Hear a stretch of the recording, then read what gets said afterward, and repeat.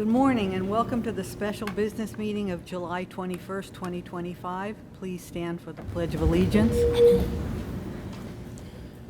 I pledge allegiance to the flag of the United States of America and to the republic for which it stands, one nation, under God, indivisible, with liberty and justice for all. It was nice this morning. It was only 60-some degrees at my house. It's beautiful. It's nice. Gorgeous weather. My glasses didn't fog up when I left. So I'm going to open it up for public comment to any of the single listed agenda item, and there's no public here, so we're going to move on to number one, new business. Resolved on the recommendation of the Superintendent of Schools, the Board of Education hereby conducts the first reading of the revisions of Policy 5695, Students in Personal Electronic Devices, and further waive the second reading of the revisions to Policy 5695, Students in Personal Electronic Devices. The Board of Education hereby adopts the revisions to Policy 5695, Students in Personal Electronic Devices, and authorizes the revised policy to be placed in the policy manual. Second. Questions or comments? So I'll provide some background on the policy. Obviously, this policy is in response to Governor Hochul's banning of cell phones in schools. So the district needed to meet with constituent groups, including groups of parents, teachers, and students to help inform this policy. And then it was handed over to the board. So the board spent a significant amount of time working through the language, and that was what's being presented to the community today. Obviously, we need to have something in place by October 1st. It's not to say that this policy will not change moving forward, but this is certainly our first attempt to meet what the governor's demands are. I want to just clarify that just like cigarettes are banned and illegal, vaping is banned and illegal, cell phones are banned and considered illegal and will be handled in the same way in which those other substances were. So just as we would not allow a student to take out a cigarette, light it up in class, students will no longer be allowed to take out a cell phone and use it in class. And that's going to be a huge shift for our students and for our community. But that's the law. So we are obligated to comply with the law, and that's the way our policy is written. So just to prepare everyone for pretty substantial changes when it comes to students and use not just of cell phones, but as well as tablets, smartwatches, smart glasses, anything else that is able to connect to the internet, all falls under this ban. Some of the concerns that are outlined in the policy are ways in which parents can contact the schools. So all students in middle school and high school have student emails that they may utilize throughout the school day, or parents can contact the buildings through the main office, email or phone, school nurse, email or phone, contact building administration directly via email or phone, or clinical staff members, or psychologists, guidance counselors, social workers. So there are some exceptions, and if you read the policy, it outlines what some of those exceptions are. I won't go through them all, but obvious ones, like if a student needs a device to monitor their own health in terms of tracking their glucose levels or something, there are exceptions that are allowed for that, as well as some other circumstances. Each of those exceptions must include documentation and administrative approval. So if you think you qualify for one of those exemptions, please contact your building administrator so we can start that process. Regarding enforcement, as I mentioned before, we wouldn't allow those other things that are illegal to be in our classrooms, and nor will we allow devices. So we're asking that all students keep their devices securely locked in a locker. All students have access to a locker. If you have to bring it to school, lock it in your locker before the school day and don't take it out until the end of the school day. If students are unable to do that, our first consequence will be storing that device in a pouch. So that pouch locks. It'll stay with the student for the duration of the day, but the student will not be able to access the device out of the pouch until the end of the school day, when they'll have to go to the main office and have that pouch unlocked. If it continues, our next step would be for the device to be taken away from the student and held for the duration of the school day. And finally, the device will be held until a parent or guardian is able to come pick it up. So we know this is going to be a learning experience for all students to start the school year, but we will have our campus monitors walking around with pouches, and if your phone's out, it's going in a pouch. Our classroom teachers will have access to them. If the phone's out, it's going in a pouch. And we hope that if you insist on taking your phone out because it's not locked in your locker where it belongs, after it's locked in the pouch several times, hopefully the behavior begins to change. And obviously there's a clause in here about testing. Cell phones are not allowed anywhere in our testing areas. And then a mention of how the policy will be distributed. Obviously there'll be communications coming out from the district and the buildings as we get to all of our back to school nights and that information. There'll be grade level meetings where administrators will talk directly to teachers and students. Our superintendent's conference day, there'll be time allocated both by the union and the district to talk about these things. So we want to make sure everybody's aware of these expectations coming into the school year so that they can prepare themselves to live a life without their cell phone in their hand, which I know will be a profound shift for many. Questions from the board? Jeremy, can you also go over the bell-to-bell that's required by this law? Yeah, so the state law is a bell-to-bell ban, so we're treating that to be from the first bell of the school day, so the beginning of first period, to the last bell of the school day, which would be the dismissal bell. So it's inclusive of lunch period as well. There's no exemption for lunch period. So again, I would encourage all students to leave their device locked in the locker and to remove the temptation. If it's in your backpack, it's going to find its way into your hand, and if it's in your hand, it's going to find its way into the office where it'll sit until your parent or guardian has time to come pick it up at the end of the day.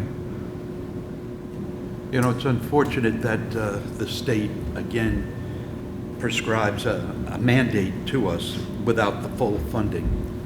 Good point. The cost of those pouches would have been, what, $40,000? Right, so good point, I was going to bring that up. So one of the things that we considered, and I know that some of our teachers and administrators were strongly pushing for pouches for all, and it was something that we debated as a board whether or not we wanted to move in that direction. And ultimately the decision was made at a cost of $40,000 to outfit middle school and high schools with one pouch per student. Is a financial burden to our taxpayers in our community. The state will allocate us $8,153 is Putnam Valley's allocation of that $13 million they set aside. I think it's $10.91 per student in grades 7 through 12, which doesn't really help us. The devices, those pouches cost nearly $30 each, and it doesn't even account for our 5th and 6th grade students. So but the decision was made to take all of that state money and to purchase as many pouches as we can without creating an additional financial burden on our community. And we're going to see how this first year goes. If we decide that we don't have enough pouches or we need more and that's the direction we need to move in, then it'll give us time to properly budget for these things, to make sure that the community is aware that this is in our budget. Right now, we'd be spending $32,000 that we simply never budgeted for. Well, this law wasn't in existence when we did our budget. Yeah, So I mean, that could be a CSEA worker, $40,000. That could be money for substitute teachers. You know, the state does this all the time. They mandate things and they don't fund us properly, and leave the onus to the community. And it's just wrong. I like the idea of the cell phone ban. I don't like how the state presented it without the money to back it up. Well, and I'll just add that this is going to be, like Dr. Luff said, this is like a huge shift for students. And this is one of the times that I think the school and the parents or parental guardians need to work together Absolutely. to help students, to support students in this new normal. And it's got to be a partnership. You know, it really does, because we need their support in terms of how important this is, how important the governor has made it for schools. Yeah.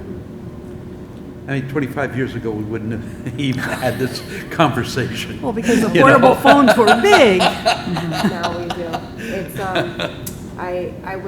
I know that we're going to Transition. share this with families as best possible. One of the things that I would like to see, if possible, is for when the Google Forms come out for secondary students to complete the code of conduct, or for the parents rather to sign off on the code of conduct, to sign off on the acceptable use policy, that there be some additional information possibly for parents to be able to sign off on the fact that they have read this new policy and they fully understand the shift that's going to occur. Because the shift is significant, and it's basically creating a separate world in a school from the world in which we live outside of these walls, right? Cell phones are an everyday, for some people, almost 24/7 thing. And it's going to be a new world for our kids and for our families who rely on those cell phones to communicate with their children. So my fear is that there's maybe 3 people watching this meeting today. And I just want to make sure that we do our due diligence so that we start the year off right. What we don't want is students coming to school with their cell phones because parents and families perhaps didn't know, and now we're dealing with a bunch of consequences for students that we didn't need to get into. So however we can communicate that, the better. Right, and I like that, it says, we're going to spend the first week or so of school reinforcing this policy. Right, And, which is good. we don't want There should be a to, great schools period. do not want to be a police force. Right. So we're asking for support from students and parents to, activate this policy. It's a transition, and it's going to be a huge one. You're absolutely right, Barbara. And I'm certain the administration and the teachers, the instructors will do all they can to support it. And hopefully the parents will, and the kids as well. Hopefully. Yeah. At the end of the day, this is in the best interest of students. Yeah. Regardless of how it's being done, it's in the best interest of students so that they can focus on what they need to focus on. These cell phones have put more of a burden on students than they were ever meant to bear. Absolutely. And I think it will be for the good. But as Dr. Love said, I think it's important to reiterate that this is the first version of this policy. We have to live it. And I think that we're doing that from a temporal stance, which I think is really wonderful. Some people are not doing anything at all. Some people are, spending $40,000. And I think we're doing this in a very reasonable fashion where we're, easing our district into this through buying some pouches and seeing how the pouches work. We could buy $40,000 worth of pouches and them not make a difference if they're not properly enforced. And so we have to ensure that we're all working together to make this policy come to fruition, again, in the best interest of students. To your point, Barbara, I don't want to see our staff and our administrators policing all day. That is not their job. Their job is to educate. And so we have to figure out the balance of how to make sure that balance can be delicately taken. Well, the fact that we are buying, some pouches Right. for the repeat offenders, Right. I think that's very wise, and that's good. That certainly will set the tone. Yep. Hopefully. Okay. Any other comments? Okay, all in favor? Aye. Opposed? Abstentions? The resolution passes. Members of the public, we have one public person here. Do you have anything you'd like to say? No? Okay. Upcoming meetings, our next meeting is August 21st. Enjoy the cooler weather. Any other board member comments? No? Okay. I'd like a motion to adjourn. So moved. Second. Questions or comments? All in favor? Aye. Aye. Goodbye. Enjoy the rest of the summer.